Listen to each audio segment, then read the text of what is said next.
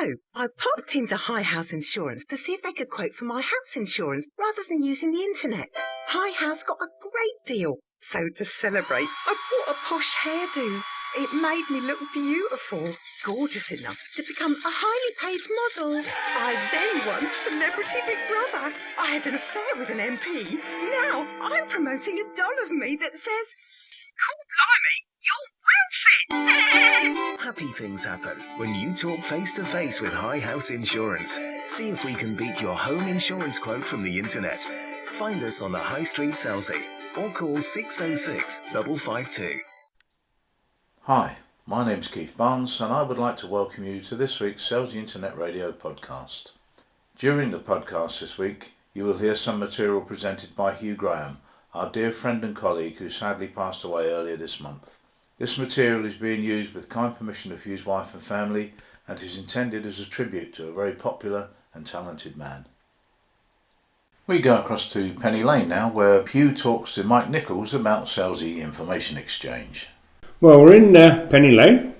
I'm in the offices of Selsey Information Exchange and I'm talking to Mike Nicholls. And we're going to be talking about the information which is available to visitors, either people who are just popping in for the day or people who may be spending a holiday here. So, well, what sort of information is available, Mike? And where do they go and get it? Is it just the Information Exchange or the Town Hall? Good morning, Hugh. Well, I think clearly people come to Selsey as you say, as tourists. They also come as newcomers to the town. Sure. A lot of people kind of moving in, and we meet a lot of such folk. And it just occurred to me that if there was the possibility of putting out there a little bit of information for folk, that might be helpful. So in Penny Lane, we have a range of information. Some of them in little packs that people can take away, but the Town Hall has an excellent range of leaflets and information. They're open Monday to Friday. The library equally have quite a store of information, and they have an opening slot on a Saturday as well.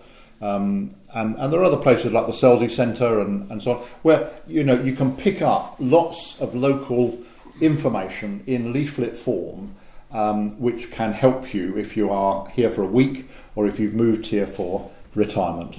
What about people who come down with young children? How would they find out about the sports facilities? What the kids can do when they're on the beach? Well, I think, for instance, in Penny Lane, outside of the shop, we keep a number of plastic folders that have got in a copy of all the local activities and organisations with some contact details. So someone could pick that up, have a look through it. That directory is also available online on the Selsey Information Exchange website. And there are lots of not only good websites, the Town Council have one, the library have one, Selsey Life have one and so on, that have got a lot of tourist information, but there are also places that you can go, or indeed Facebook pages like Selsey News and Gossip that you can use to find out all sorts of things. And there are often people posting on there saying, I've got a 4-year-old who'd like to do ballet, anything local, and you get people replying. And there's a really good community interchange. So really, someone shouldn't go for long without finding something out. Of course, if they stand at a school gate, then there'll be loads of people they can ask at Seal or Medbury or the Academy, or the Children and Family Centres in next to the Seal Primary Academy. Lots of places that you can go with young children, whether you're on holiday or whether you're here more permanently. Okay. I originally came from Bishop Stortford, and I came down from there in 1970. When we moved from London, which is where we were living at the time, to Bishop Stortford, the estate agent gave us a welcome pack. And this was apparently offered by every estate agent in the town, and it gave you a huge amount of information to someone who's coming to live here. Do you think we could do something like that? Yeah, I think often our estate agents and letting agencies, they do have things available. We have one next to us in Penny Lane, and they've got copies of Selsey Life with all its monthly information. They've actually also got little copies of the booklet that's been produced recently on the names on the war memorial from the First World War. So it's amazing what you could find out. But they, I think, are part of the the welcome to the town. And there are also places like Selsey Works next to the town hall that's open Monday to Friday, where you can go in for advice, information, and help of a range of kinds.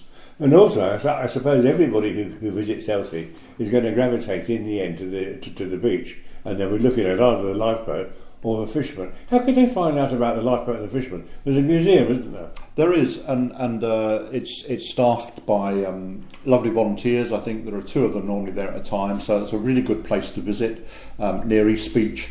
If you're down that way, then a shop like Mulberry Divers, which is on the sort of East Beach parade of shops, will be very helpful to you there. It's also, of course, true that a lot of people who come on holiday will be at Bun Leisure, and they've got their own information shops of various kinds. Nearby, there's Pagham Harbour, where you've got the RSPB Visitor Centre. So there's a whole range of places where you can find out about the coastline and what things are on offer there. So nobody need be bored. Well, I think no one need be bored, and indeed there are sort of new initiatives all the time for people. So just recently, a new season of our local cinema club has started, fortnightly on Mondays at the town hall, and they also run matinees in some of the half term and other school holidays for children. And of course, we've got a number of local pubs where people can eat as well as have a social drink. We have quite a range of businesses and shops which actually, when you put them together, offer an incredible number of services to people in a small town like this. And they're going to be extended to with the new development, aren't they? Yes, I think there's a whole range of possibilities for the future. Because some of our new visitors are going to be people coming newly into the town, aren't they? Yes, and I think for anyone who's coming, a walk up and down the high street will introduce you to quite a lot of friendly shops and businesses. Similarly at East Beach, in the parade there, and these places are well worth a visit. I think that the key thing about Selsey is it's a very friendly community where you needn't go for long without finding out about the whole range of things that's available to you, and indeed making friends with the local people. Some people will gravitate to our 4 local churches, some will go to the Royal British Legion. The club there is open to non-service members now, and people often gravitate there. We've got a very good transport network, not only with the 51 bus into Chichester, but the local community bus. And they run every 15 minutes, don't they? They do, and I think I'm right in saying that from now on, every half hour, a bus goes up to Bun Leisure. So there's a good local transport network, as well as the free bus to Tesco and to Sainsbury's, which we might not need too long into the future. And of course, the buses that run across the peninsula over to Itchenor and the Witterings and so on. So there's a whole plethora of really good things available and information as to how to find it. Okay. Well, I think, Mike, I've had more than a penny for your thoughts. So I'll pop in and see you at Penny Lane if I've got any more queries. All right, sir. Thank you. Bye-bye. In our next item, Hugh teaches Lynne how to cook boiled ham. Interesting. Okay, what's this week then?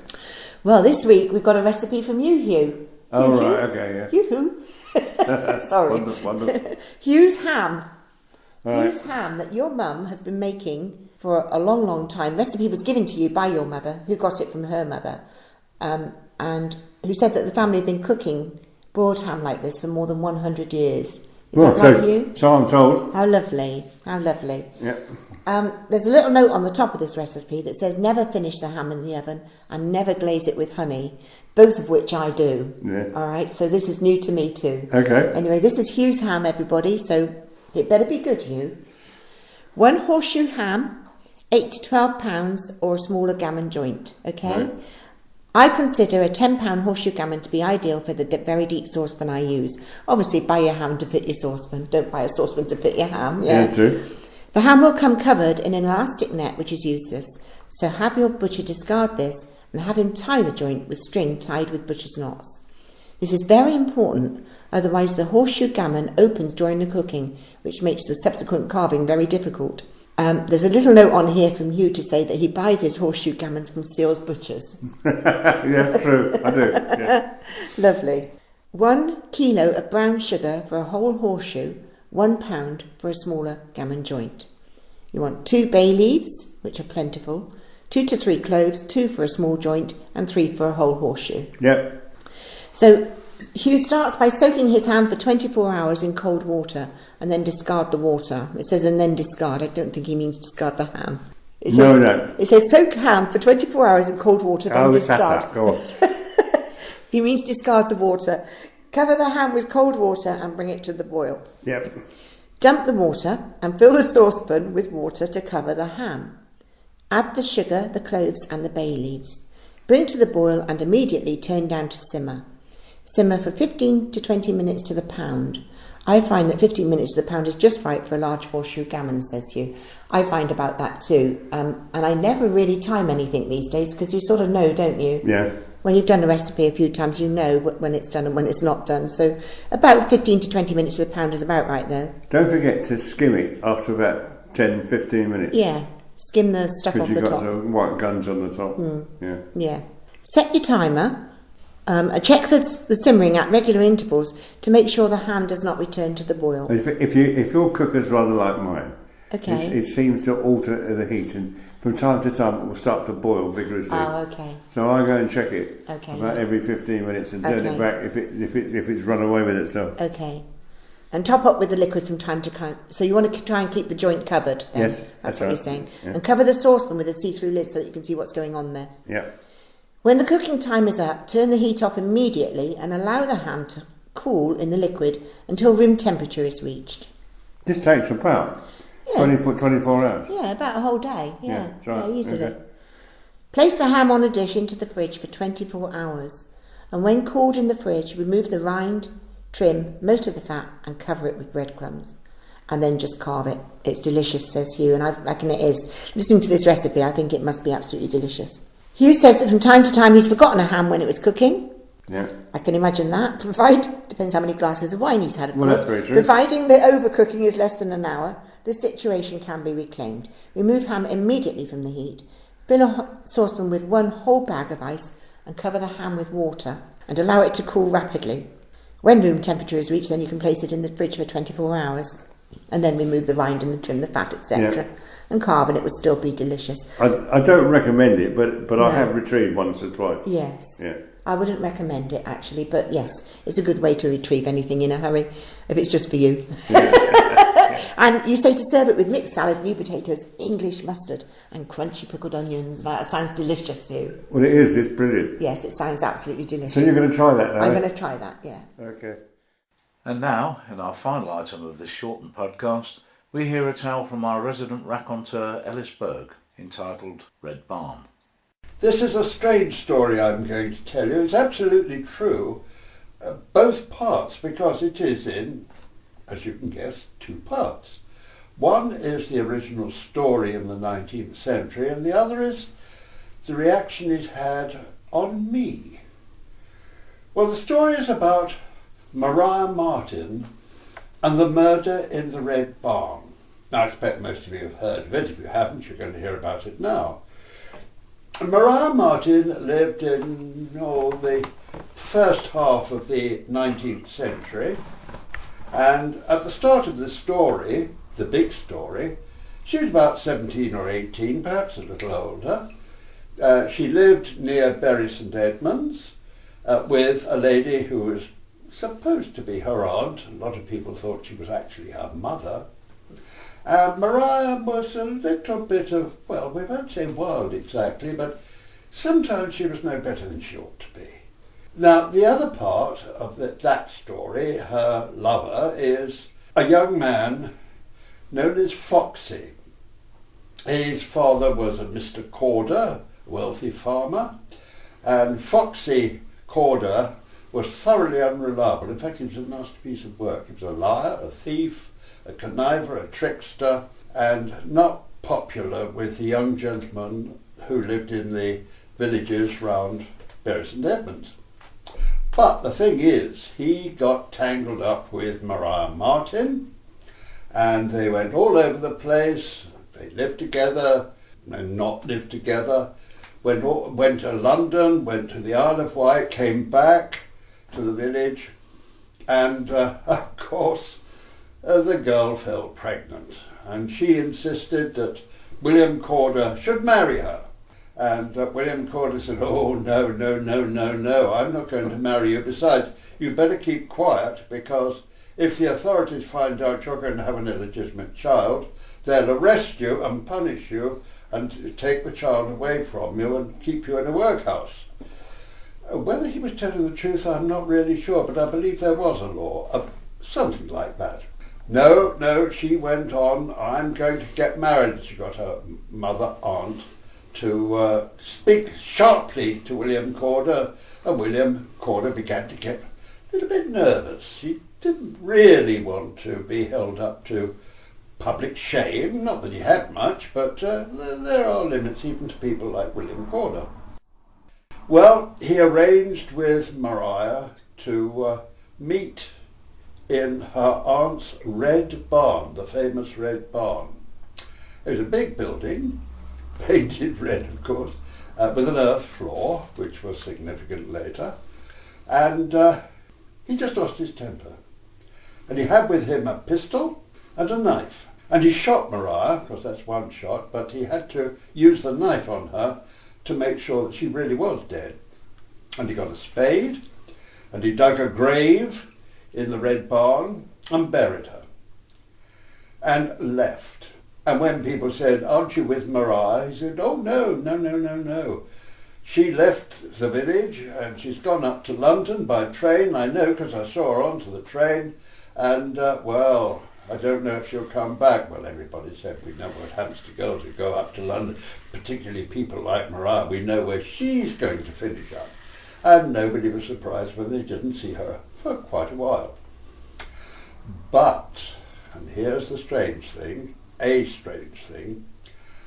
her aunt had a dream one night, and she dreamt that Maria was dead and buried in the red barn. And she told this dream to her friends, and her friends said, "Oh, really? My goodness me. Well, we'll see if you dream it again." And the next night she dreamt the same dream again. People said, oh, we'll have to watch you, my girl. See if you have it a third time." And she did. And the third time, that was enough. The men of the village got hold of a spade and a pickaxe, dug over the floor of the red barn, and what did they find? Yes, they found Maria Martin's body.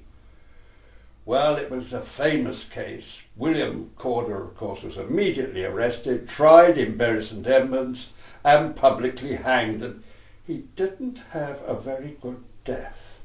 The description of the death is a little bit horrifying, and I won't upset you by telling you what happened. Well, there you are. That's the story of Maria Martin's murder in the Red Barn, and it became so famous, the story, that they made a play of it. And it was played by travelling actors, you know, the kind you read about in Nicholas Nickleby. And that was it. Now, where does it come with me? Well, a few years ago, my wife and I, Margaret, she comes from East Anglia, and we went to Bury St Edmunds, and in Bury St Edmunds there are museums. There's a clock museum and all sorts of things. And there is one in a place called Moyses Hall. It's believed to be the last synagogue in Britain before the Jews were allowed back in again. Anyway, when we went in, we found it was a folk museum. It had got all sorts of interesting things like man traps and yokes for milkmaids' pails, and a strange kind of spade called a becket, which has got a right angle bit to it. You use it for cutting turf, for drying and burning on the fire, peat. And over in the corner was a little table with a glass top, an exhibition table, and on the wall was a shape of a face in plaster. And when you looked at it, you realised that it was in fact a death mask. But such a death mask. The eyes were wide open and the teeth were showing in a ghastly grin. And in the table there were several things of interest and a sheet of paper to tell you what they all were. What was there? Well, there was a pistol and a knife, short piece of rope, a book bound in leather, and what looked like a motorcycle helmet. And we read it, and it turned out that it was a death mask on the wall, and it was the death mask of William Corder. I didn't really like that a lot. The pistol was the pistol he'd used for shooting Maria, and the knife was what finished her off, and the short length of rope was part of the noose that hanged William Corder, which was always the property of the hangman because he could sell it a shilling an inch for magic spells. And the book, well, before I tell you about the book, there was also a piece of paper which was a flyer, a handout for the travelling players telling the story of Maria Martin, which suitably was next to this book, which was the story of the murder, the trial, the death and the hanging of William Corder. And the leather, well, I'll have to tell you, they used to do this sort of thing in those days. It was skin off William Corder's back. And the leather helmet, if you look closely, it had a pair of ears on it. Yes, we didn't say a word. We read it, took a deep breath and went out into the warm August afternoon and eventually went home. Now, how did this affect me? Not at all until the following November. And one night, there I was fast asleep, and I dreamt that I was looking straight into the face of William Corder. Well, I say the face, actually it was the death mask. It was a ghost. I was fast asleep. Now, I don't know if you've ever had a nightmare where you knew you were having a nightmare and you forced yourself awake. I suppose you've all done it once. Well, I certainly did it that time. And I looked at this face of William Corder and I forced my eyes open. And there in front of me was the face of William Corder. I was looking at it with my eyes wide open. The face suddenly dissolved. It fell away in two parts, that is to say, two identical faces, one to the left, one to the right, and that was that. I tried to call out to Margaret, but I was in dream sleep paralysis. I couldn't move it. Although after probably seconds, but it felt like hours, I was able to move, and I probably fell asleep. Now, did I see a ghost? Or was it some strange trick of the eyes and the brain and the dream, all mingling? I don't know. And I never have been able to find out whether I saw a ghost or not. And if I didn't, well, why is it that I never took the dog out for a walk after dark across the common again? And that's my story. And a fine story it is too, Ellis. Of course, it means some of us won't sleep very well tonight now. Well, sadly, that's it for this week. We'd like to apologise for the shortened podcast, but we're sure you all understand. And we look forward to seeing you again next week. This is Keith Barnes saying bye for now.